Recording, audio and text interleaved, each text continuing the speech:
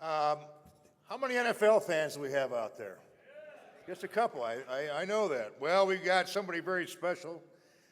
We've got D. Smith, the executive director of the National Football League's Players Association. The players do have a good union, and I'm very proud to have him here. He's a friend of mine. He's a highly regarded lawyer who has taken over the big job of being the NFL Players Association president.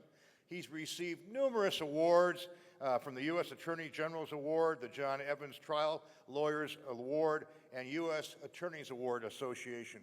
He's got a tremendous amount of experience of negotiating, but most of all, he's going to tell you what's going on, that there could be a lockout in 2011. Man, that would shake everybody up. And he's going to tell you what's really going on, and you're going to hear something that is a great, great effort to tell you what we can do to support the players the way they've supported us. So without further ado, a real Teamster friend, D. Smith, president of the NFL Players Association.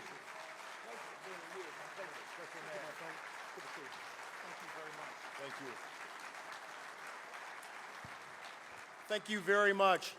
I heard Jim earlier on say, how many football fans we had here. I always start off a little bit of my talk with finding out exactly who's in the crowd. So, for the folks who like the AFC, are you out there somewhere? Yeah.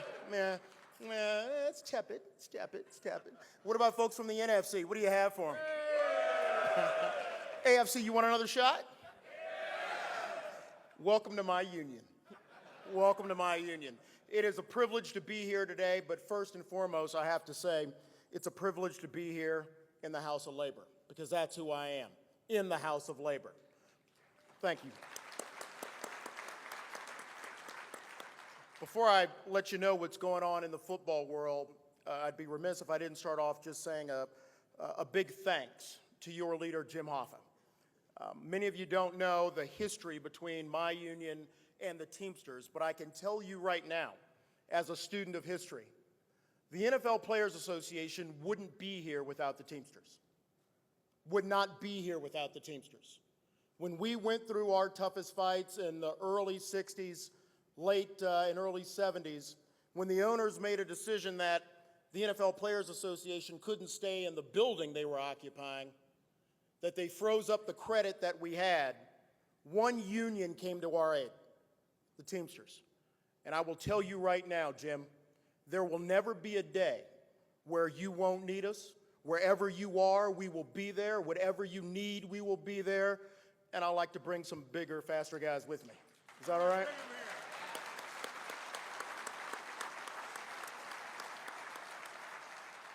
Tom, it's a pleasure. I look forward to our working relationship because at our heart, I took this job because I had the opportunity to work with people who got their hands dirty, people who broke their backs for a game, people who put their fingers in the stand and line up man to man, fight to fight, because it represents everything that our country is built upon, the working men and women who run this country. That's what this country is about. And while there may be 4,000 or 5,000 active players and another 18,000 retired players, each and every one of those men are men of families, men who want just simple things: a fair pay for a good work done, a retirement package that they can be proud of, a safe working environment, and a fundamental fairness between owners, management, and workers, labor. That's my job. And while I love football as much as anybody out here, I have to tell you that right now we have a ways to go in our fight. There are two games of football. There is the one that all of us enjoy on Sunday. I was lucky enough to spend some time at the Super Bowl and meet a guy like Drew Brees and Scott Fajita, people that you'll hear from in a little bit. But why am I so proud of players like a Drew Brees and a Scott Fajita? Because at the same time that all of you will remember the tears coming down Drew Brees' eyes as he lifted his son up, hoisting a trophy, most of you don't know that that was the same year in which he lost his mother. It was a fight that he had from the time training camp started until the end of that great game, not only to be a great leader on the field, but to be a great leader, family man, off the field. But let me tell you a little bit about another Drew Brees. Drew Brees is on my executive committee. Drew Brees is the top quarterback in the National Football League, and at a time when everybody could possibly whisper in his ear and tell him that he doesn't need a union, whisper in his ear that he doesn't need to worry about a safe working condition, whisper in his ear of why do you need to stand up on behalf of your fellow teammates and retired players because you don't need them. After all, you are Drew Brees. Drew Brees stood up and said, I'm a teammate. I'm a family man. I'm a union man. And you know what? Yeah. That's why I have this job. So while there is that game that we love on Sunday, there is the other business of football. And there's two sides of that business, like every two sides to a story. On one side of football, last year, the National Football League, last year, 1 year, annual revenues of $9 billion. $9 billion. Every team, according to Forbes magazine, averages about $31 million in profit. Over the last 15 years, every team in the National Football League saw a growth of 500%. And every team today, every team, is worth on average $1 billion. That's the business of football. So for a fan like me who grew up in RFK Stadium, oh yeah, it was a pit, but it was my pit. For every fan who sits there and tries to understand why does a beer cost $17, well, now you know. For every fan who wants to understand, well, why do I have to buy preseason tickets in my season package? It's $9 billion in annual revenue. That's why. So on one side of football, you have unbridled success. And while fans tend to focus on what the salaries are for rookies, what the salaries are for our players, there's not a player in the National Football League who's going to tell you that they're underpaid. There's not a player in the National Football League who's going to say that, hey, look, I can just barely get by. The mean salary in the National Football League is about $700,000. But the other side of football is this. It takes you 5 years in the National Football League, 3 years in the National Football League to get 5 years of health care coverage. 3 years to get just 5 years of health care coverage. No player in the National Football League gets more than 5 years of health care coverage from his employer. I think that's wrong. It makes no sense, especially for men who are throwing themselves in front of Volkswagens and buses every day. Just as an aside, I can tell you that given my great height and strength, what's so funny? I didn't know anything was funny. We've adopted the no touching of D rule in the National Football League because all I did was one chest bump with Adalius Thomas, and I thought, I'm on my way to the hospital. But when we look at the other side, the other ledger of the business of football, I see unbridled growth, unbridled riches by people who risk nothing. I see a business that has grown 500% over these years based upon the taxpayers' money that helped build the stadiums. You have to love a great country like ours when a state and local government can spend about $500 million to build a stadium, and at the end of the day, the stadium belongs to the owner. You have to love a system where each and every year the owners say, well, it's getting harder and harder and harder to pay these exorbitant salaries until someone raises their hand and says, you know, by the way, none of the salaries are guaranteed. If you get cut, you don't get paid. It's hard for me to understand how profits can rise 500% in 15 years, and I don't mind telling you, my own personal portfolio really didn't do 500% over the last 15 years. I know that'll come as a shock. If anybody out here, if their portfolio did 500% in 15 years, please, you're buying lunch. But that's the National Football League. So on top of all of that wealth, of all of that profit, the owners have now indicated to every player in the National Football League that in order for us to get a new deal, the players need to give $1 billion back to the owners. $1 billion. And I respectfully say, there you go. I was going to go with hell no, but shove it is just fine. Hey, look, for me as the representative, the new representative of this organization, there are some fundamental things that I believe in. First, the fundamental principle. Every player in this locker room is a caretaker of the player who came before him. I grew up on players like Larry Brown, Pat Fisher, Sonny Jurgensen, Billy Kilmer, Art Monk, Charles Mann.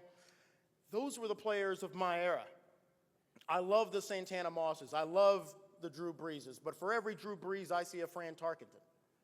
For every Tony Romo, I see a Joe Montana. And we all know that in the same way that each and every one of you sacrifices for what you do in your job for the generation that will come after you, I say to myself, what is the challenge of this generation of players? It has to be that 5 years of health care isn't enough. It has to be that filing workers' comp in the city in which you get hurt as the only way that you get covered for health care doesn't make sense. And it has to be that if one side makes 500% in profit, you can at least take care of the great men who played in this game from the 50s and the 60s and the 70s and the 80s, whose pension averages about $1,500 a month. So look, we did not ask for this fight. The owners opted out of this agreement in 2008, 2 years after they signed the agreement. I've asked the crazy question of the owners, why did you opt out? Why did you opt out of a business that is giving you untold millions, and why do you need $1 billion back from the players? Is it that any team is losing money? Well, D, we can't tell you that. Is it that profits are lower than they have been in the past few years? That's none of your business. Well, is it that team values have decreased? I'm afraid we can't share that proprietary information. That's our negotiation sessions. They have reached out and hired for the first time a man named Bob Batterman. Some of you know who Bob Batterman is. He spent his career not only trying to break unions, but bust unions. He spent his career doing everything he can to work against the common man and the working man in America. Bob Batterman, for the first time in the history of the National Football League, is their lead negotiator. And he feels pretty good. Why? Because if anybody out here remembers what happened to hockey 3 years ago, how long did that lockout last? The entire season. The man who engineered that lockout, you can guess it, Mr. Bob Batterman. So when they hired a man who had locked out hockey for a year, when they negotiated all of the television contracts until 2014, that, get this, will pay the National Football League every dime, even if the games are not played. Every television contract has been renegotiated to pay the National Football League every penny, even if the games are not played. And lastly, when they went to the group of former players who make up our assistant coaches group and, quote unquote, negotiated with them that they will have to take a decreasing scale of salary in the event of a lockout, well, mama didn't raise a fool. It doesn't take that much to realize this is the course that we're on. And that's the fight of the players of the National Football League. So how does a guy who was never a player, who was never involved in football, become the head of the NFL Players Association? I preach solidarity, Jim. I came to the players and said there are 3 things that you need to get right. First, the chasm, the divide between you and retired players is not only wrong, it's immoral. Because the people who were in your locker rooms are just like you, and they're going to be like the people tomorrow. The chasm between you and the fans is wrong, because we can't play this game without our fans. And last, the divide and the lack of connection that has grown between you and organized labor is a mistake. And that's why I'm proud to say that the first union leader that I met after I got elected was Jim Hoffa. Jim Hoffa. So it is into that fight of solidarity that our players are now in. And I have to tell you, they get it, and they dig it.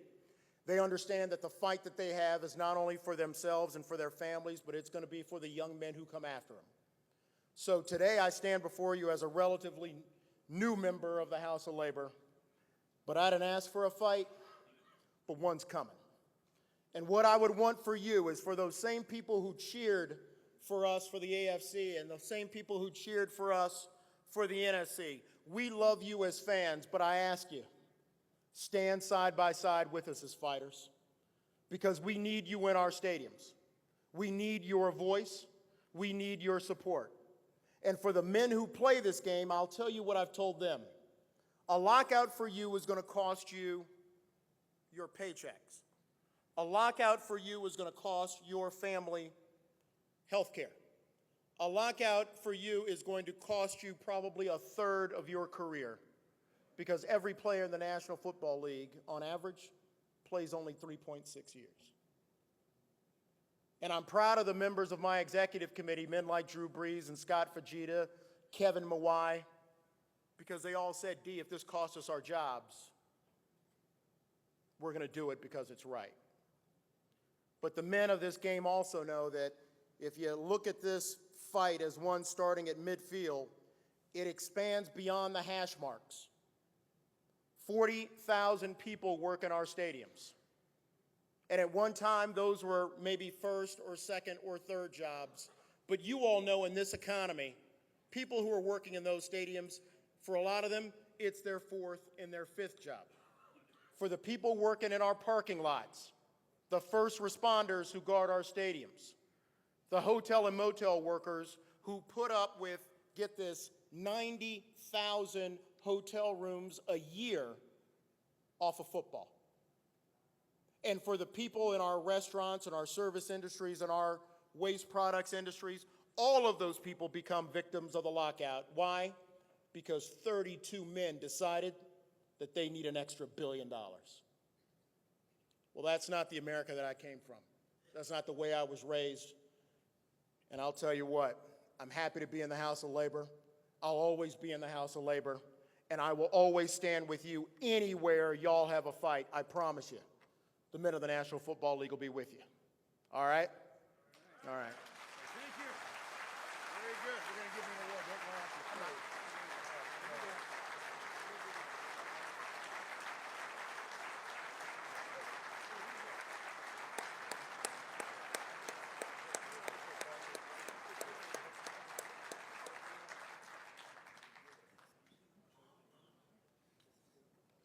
Isn't that great? I'll tell you, Dee, I want you to tell the NFL Players Association the 1.4 million Teamsters brothers and sisters stand with you in any fight you're going to have. We're with you. Thank you. We're with you. All right. All right. We're with you.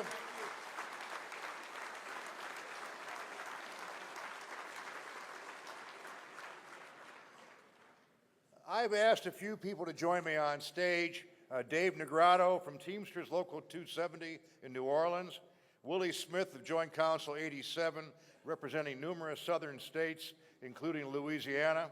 Leo Reed and Randy Peterson of Local 399 in Los Angeles. Antonio Christian, Director of Human Rights Commission. They're important to be here. 3 years ago, we created the Gilberto Soto Human Rights Award to recognize individuals who have committed themselves to helping working people. As you know, Gilberto was a real star in our union, and he was murdered on a trip back to El Salvador to work on ports. Gilberto was a Teamster's Teamster, devoted to advancing the work of port drivers, and we certainly miss him. In 2005, southern Mississippi and Louisiana were hit by Hurricane Katrina. I traveled extensively down to Louisiana and also to Mississippi with Willie and Dave and a number of Teamsters to go down and help our members. And I wasn't alone. I was joined by Teamsters from California to Montreal, from San Juan to everywhere else, because we wanted to help our brothers and sisters there. We were joined in this effort by thousands of people around the country, and we were also joined by the NFL team, the New Orleans Saints, and their players' effort.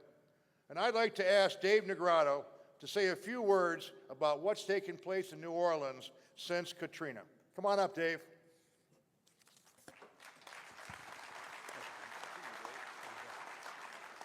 Thank you. Good morning. I really need to go back to the day that the Teamsters showed up after Hurricane Katrina. I met Jim Hoff at the airport in New Orleans. He can tell you this to be a fact, that there were airplanes stuck inside of buildings. Everything was devastated. We were in a terrible way at that time. And I didn't know what to do. We were asking International for help, and here shows up Teamster trucks from all over the country. You don't know how that felt, for people in the trouble we were in at that particular time. And we set up a meeting at ABF Terminal, which was one of the few places that wasn't flooded, I guess you would say, or torn up. And we sat there that day, and the goods that came from all over the country that day, from Teamsters all over the country, I would say it was, I don't even know how much it was, but we gave away goods that day to Teamsters and rail workers and police and fire. And I've never been so proud to be a Teamster as I was that particular day. And since that day, moving forward, with the help of the Teamsters, Local 270 has really totally recovered, and our membership's back up, our finances are good, and with the help of the Teamsters and the General Executive Board, we're on our way. Thank you, Dave. Thank you. I'd like to have Leo Reed, president of Local 399, come up and introduce the next video.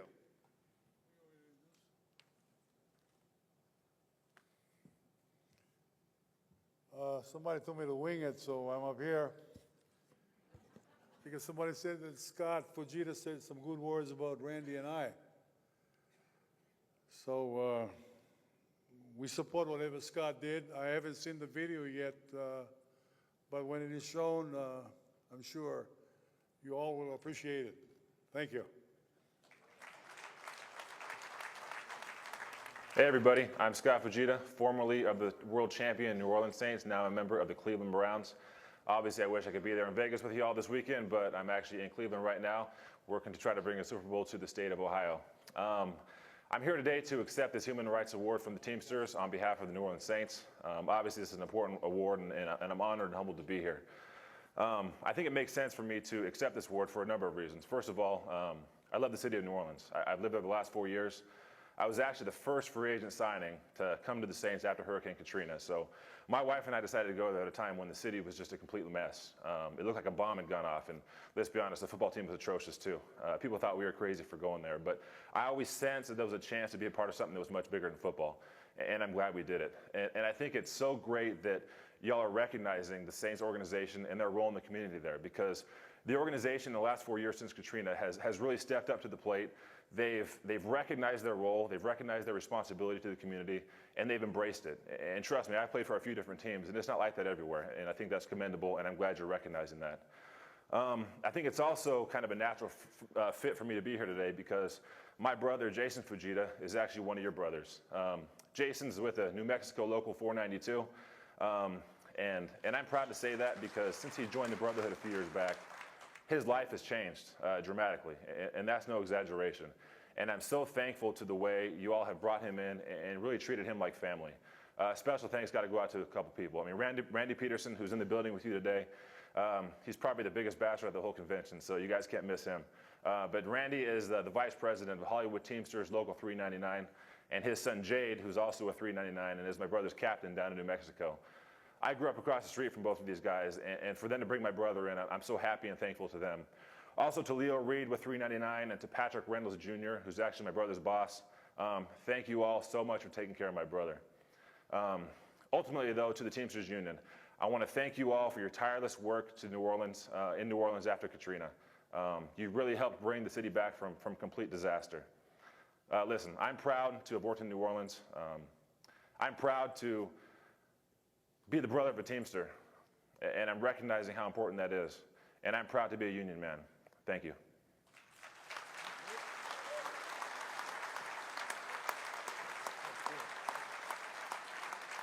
Very good. Well, today, as you know, the Gilberto Soto Award is something that's very precious to the Teamsters, and we give it out. And you know, this is the year that we're going to award it to the players of the New Orleans Saints, the Super Bowl champions, and to accept it is D. Smith, head of the NFL Players Association.